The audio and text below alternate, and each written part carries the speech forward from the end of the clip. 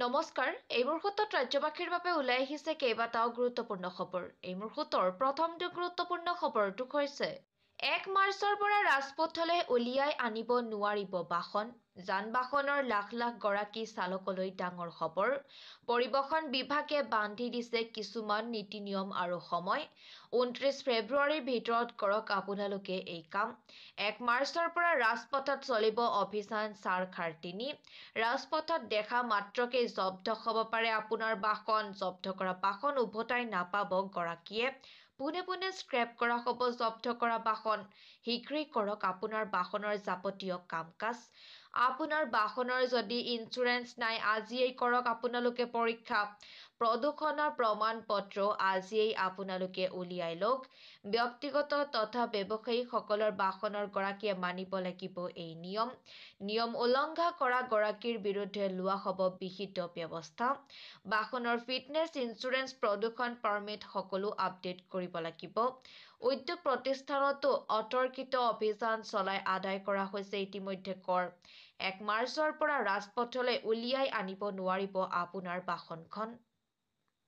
এই মুহূৰ্তৰ দ্বিতীয়টো গুৰুত্বপূৰ্ণ খবৰটো হৈছে কৃষক আন্দোলনৰ ফলত ক্ষতিৰ সন্মুখীন হৈছে দেশ। প্ৰতিদিনে 500 কোটি টকা লোকচানৰ সন্মুখীন উত্তৰ ভাৰত।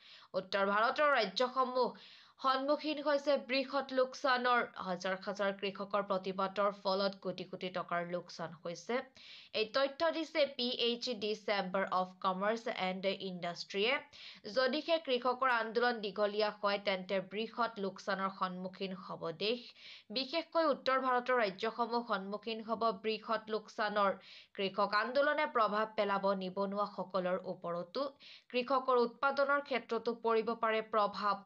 যদিহে উৎপাদন হ্ৰাস পায় তেন্তে ভয়ংকৰ পৰিস্থিতিৰ সন্মুখীন হ'ব দেশৰ লগতে উত্তৰ ভাৰত। কৃষক আন্দোলনৰ ফলত ক্ষতিৰ সন্মুখীন হৈছে এইবাৰ দেশ। এই মুহূৰ্তৰ পৰৱৰ্তী গুৰুত্বপূৰ্ণ খবৰটো হৈছে মেট্ৰিক পৰীক্ষাৰ্থীক প্ৰহাৰৰ ঘটনাক লৈ ভয়ংকৰ পৰিস্থিতি। পৰীক্ষাৰ শেষত ঘৰমুখী পৰীক্ষাৰ্থীক নিৰ্মমভাৱে প্ৰহাৰ কৰাক লৈ উত্তপ্ত পৰিস্থিতিৰ সৃষ্টি হৈছে। CRPF আৰক্ষীৰ প্ৰহাৰত গুৰুতৰভাৱে পৰীক্ষাৰ্থী আহত হোৱাৰ অভিযোগ। মূৰত গুৰুতৰভাৱে আঘাতপ্ৰাপ্ত শিক্ষাৰ্থীক হাস্পতালত ভৰ্তি কৰোৱা হৈছে। কি কাৰণত শিক্ষাৰ্থীক প্ৰহাৰ কৰা হ'ল উত্তৰ লাগে এইবাৰ জনতাক। সমগ্ৰ ঘটনাৰ উচিত তদন্ত বিচাৰি দল সংগঠনৰ উত্তাল প্ৰতিবাদ। বিলাসীপাৰাৰ নয়াঘাট আৰক্ষীৰ বিৰুদ্ধে প্ৰহাৰ কৰাৰ অভিযোগ। বিলাসীপাৰাৰ বৰকান্দ পিপলছ উচ্চতৰ মাধ্যমিক আদৰ্শ বিদ্যালয়ত পৰীক্ষা কেন্দ্ৰত এই ঘটনা সংঘটিত হৈছে। এই মুহূৰ্তৰ আন এক বিশেষকৈ গুৰুত্বপূৰ্ণ খবৰটো হৈছে কংগ্ৰেছৰ বেংক একাউণ্ট বন্ধ কৰি দিলে আয়কৰ বিভাগে। 210 কোটি টকা জৰিমনা দিব লাগিব কংগ্ৰেছে। যুৱ কংগ্ৰেছ আৰু কংগ্ৰেছ দলৰ বহু একাউণ্ট ফ্ৰিজ কৰা হৈছে। এই বিস্ফোৰক মন্তব্য কংগ্ৰেছ দলৰ কোষাধ্যক্ষ অজয় মাকনৰ। বহু শীৰ্ষ যুৱ কংগ্ৰেছীৰ একাউণ্ট বন্ধ কৰি দিলে আয়কৰ বিভাগে। কংগ্ৰেছ দলৰ কৰ্মচাৰীক দৰমহা দিব পৰা নাই বুলি মন্তব্য। বিজুলী বিল পৰ্যন্ত দিব পৰা নাই কংগ্ৰেছ দলে। 210 কোটি টকা আদায় দিবলৈ নিৰ্দেশ দিছে আয়কৰ বিভাগে। 5টা পুৰণা গোচৰ সন্দৰ্ভত কংগ্ৰেছৰ ওপৰত একশ্যন আৰম্ভ কৰিলে আয়কৰ বিভাগে। কংগ্ৰেছৰ বেংক একাউণ্ট বন্ধ কৰি দিলে এইবাৰ আয়কৰ বিভাগে। এই মুহূৰ্তৰ পৰৱৰ্তী গুৰুত্বপূৰ্ণ খবৰটো হৈছে বাবৰি মছজিদৰ চাহাদত পাহৰি নাযাওঁ। সদনত মন্তব্য আকবৰুদ্দিন ওৱেইছিৰ। মৃত্যু পৰ্যন্ত পাহৰি নাযাওঁ বাবৰি মছজিদৰ কথা। বাবৰি মছজিদ ভাঙি পেলোৱা কাৰ্যত কোন আছিল সেয়াও জানো। কায়ামত পৰ্যন্ত বাবৰি মছজিদ থাকিব। যি স্থানত বাবৰি মছজিদ আছিল সেই স্থানতে থাকিব।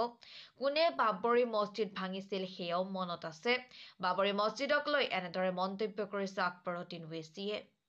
এই মুহূৰ্তৰ পৰৱৰ্তী গুৰুত্বপূৰ্ণ খবৰটো হৈছে আজি অসমৰ লাখ লাখ মুছলমানে পিন্ধিব কলা বেজ। আজিৰ দিনটো সংখ্যালঘু মুছলমানৰ বাবে কলা দিৱস। নেলিকাণ্ডৰ বলি হোৱা মুছলমানক স্মৰণ কৰি আজি কলা দিন পালন কৰা হ'ব। 1983 চনৰ 18 ফেব্ৰুৱাৰীৰ দিনটোত সংঘটিত হৈছিল নেলিকাণ্ড। হত্যাৰ বলি হৈছিল হাজাৰ হাজাৰ মুছলমান। আজিও বহু মুছলমান পৰিয়ালে ন্যায় নাপালে বুলি মন্তব্য আমছুৰ সভাপতি ৰেজাউল কৰিম চৰকাৰৰ। আয়োগ গঠন কৰা হ'ল যদিও হত্যাৰ বলি হোৱা মুছলমান পৰিয়ালে ন্যায় নোপোৱাৰ অভিযোগ। আজি জিলাই জিলাই আমছুৱে পৰিধান কৰিব কলা বেজ। আজি সংখ্যালঘু মুছলমানে কলা বেজ পৰিধান কৰিব বুলি মন্তব্য কৰিছে ৰেজাউল কৰিম চৰকাৰে।